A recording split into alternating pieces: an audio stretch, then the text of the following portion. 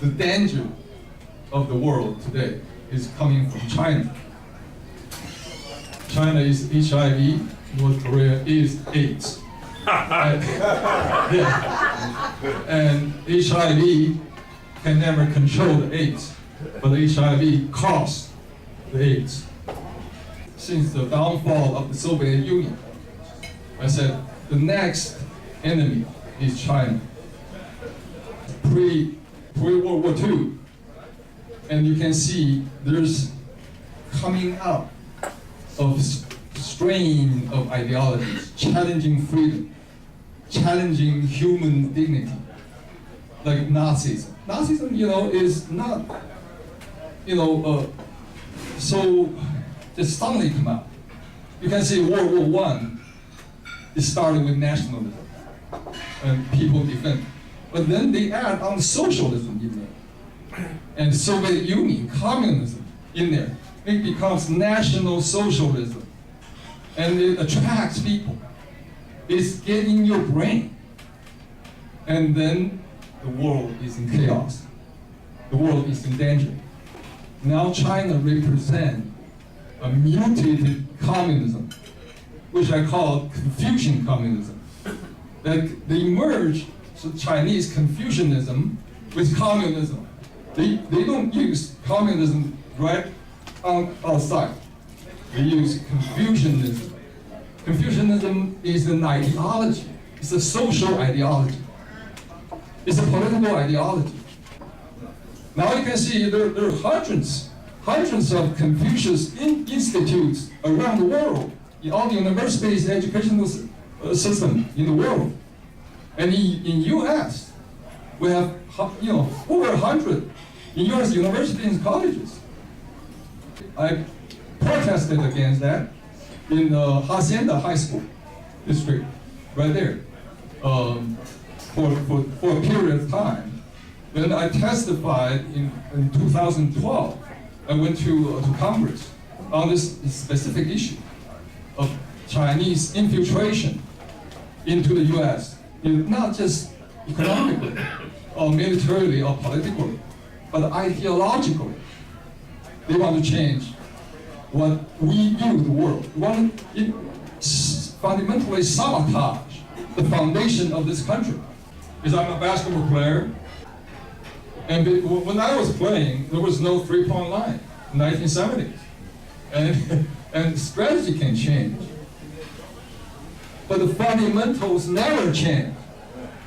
In basketball or in life, principles never change. If you're a good coach, and then if your team in trouble, you go back to the fundamentals. You don't go there 1-on-3, right? You go back to the fundamental, ball movement, player movement, go easy points, right? And that's just simple common sense. For a country, the same thing. We have to differentiate. A lot of people don't. What is principle? What is ideology? What is rule? Rules and laws are made by men, by humans, but principles made by God. In Greek, principle means origin. Origin means you don't change. You don't change law of gravity. You discover it, and you'll be abide by it. You can change all forms of airplanes. All these airplanes, you can go fast and slow. You can go, but you cannot violate the law of gravity. And the Chinese Constitution is the opposite of American Constitution. That's what I said. American Constitution is based on God's principles. That's never changing. It's fundamental. The Chinese and some other, despotic societies, they base their laws on ideology. Confucianism is an ideology. Communism is an ideology. When you base your system on an ideology, you constantly suppress human beings to your ideology. That's the evil of it. I'm glad Donald Trump mentioned communism, mentioned socialism, but it's not enough. Because he's only talking about it, attacking it from the utilitarian point of view. That means it doesn't work. It causes disasters. But he didn't attack it from the moral point of view. It's evil. It's evil because it's anti-human. It's against human nature. It's against human free will. Communism, socialism basically assume we are not created by God as unique individuals. We are created by social forces. We are created by economic forces. We are created by our family background. Confucianism, we are created by our family background. And you're artificially branded into a social caste system because of what your family is. In China, you can't escape that. I always have faith in America because this country is founded on the principles, not on ideology. That you have to be clear every moment you think about this country, even if in your despair, in your self-doubt, you have to know this country is founded on God's principle. That's never changed. That's discovered by humans through thousands of years. Then we found that country.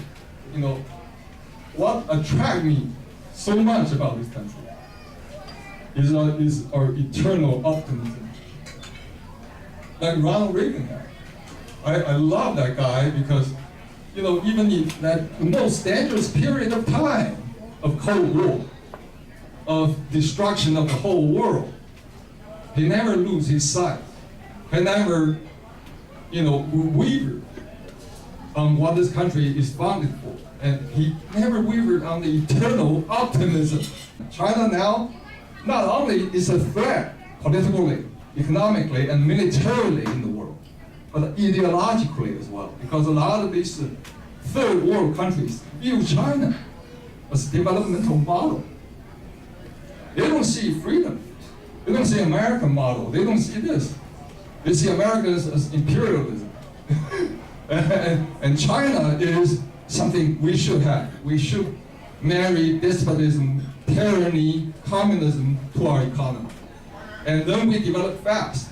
Actually, China is developed by, in part, or in major part, by the US trade. Basically, the US feed China into today's a behemoth, an evil behemoth, and become just like Lenin said, you know, the capitalism is so dumb, they sell us the rope to hang themselves.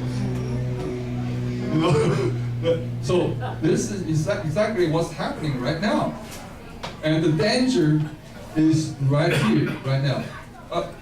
Probably from the newspapers and media, you can see already the Chinese students came here a lot. They're buying out the properties right now, right? The Chinese students, they come to the U.S. Now that we expect them to be Americanized. Actually, the students from mainland China to all the U.S. campuses, quite a bit. You can see tens of thousands, you know. They have their own student association controlled by the Communist Party, controlled by, you know, the consulate, actually. They partially funded these student associations in the US, in the West. They control all the Chinese language speaking media right now. The Chinese regime. Some common myth about China. First, China is no longer a communist? No, China is always communist. In the Chinese Constitution, the first item is communist leadership will never be challenged. That's in the Chinese Constitution, the first item. Not just, you know, ideologically, but culturally. what I say, Confucian Communism, married social despotism with a political despotism and economic despotism of communism. That's how deep this issue is. But then the matter of, in China, there's no 1 inch of land belongs to the private individual. Not an inch. All land belongs to the government. Then you know this is a communist society. Okay. Secondly, some people say we can change China. We can use trade. Like a lot of people in the world, on the right, will say that we can change China. But that itself is a Marxist view. That means we can use material things to affect people's mind, affect people's ideological belief. But that doesn't happen. If that happens, 9/11 should not happen.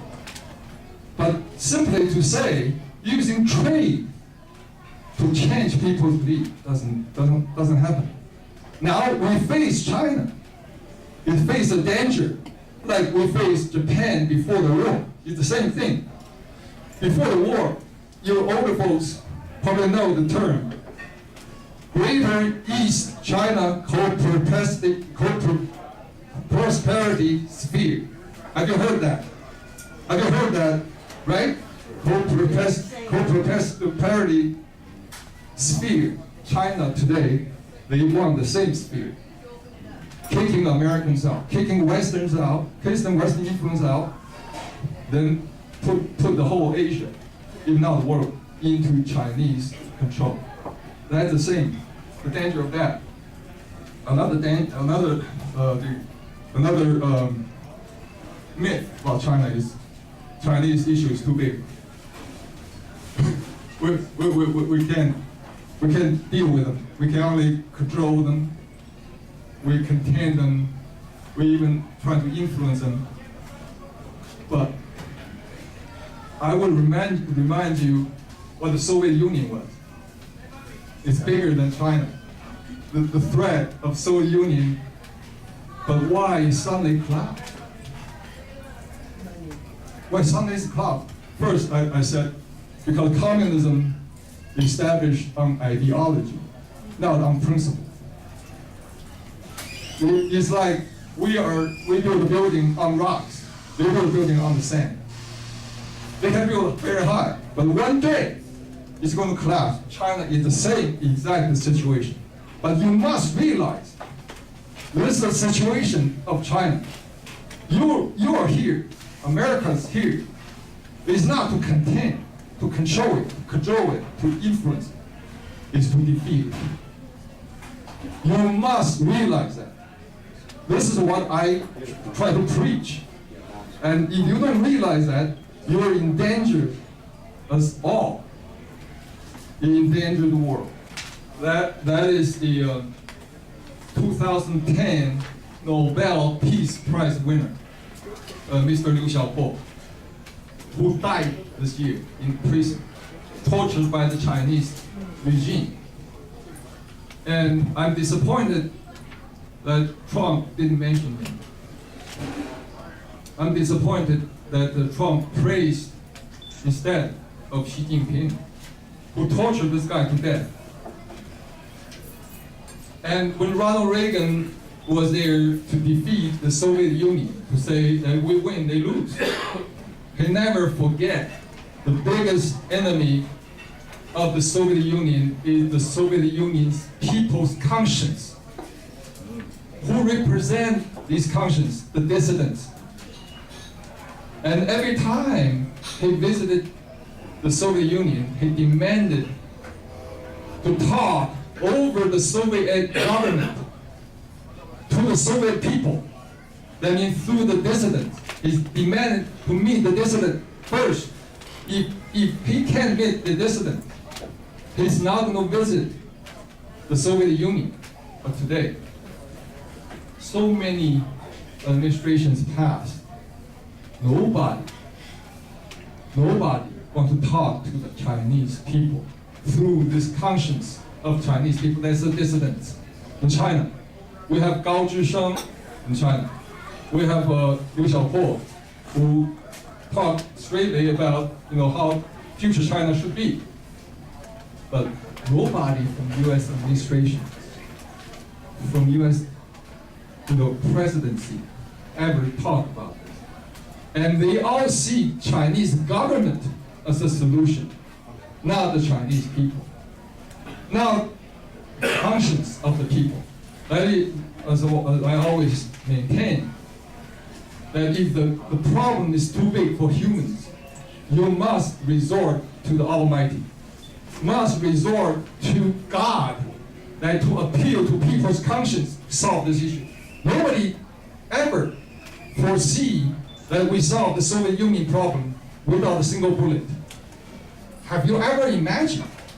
But Almighty did it because we appeal through Ronald Reagan to Soviet Union's people's conscience.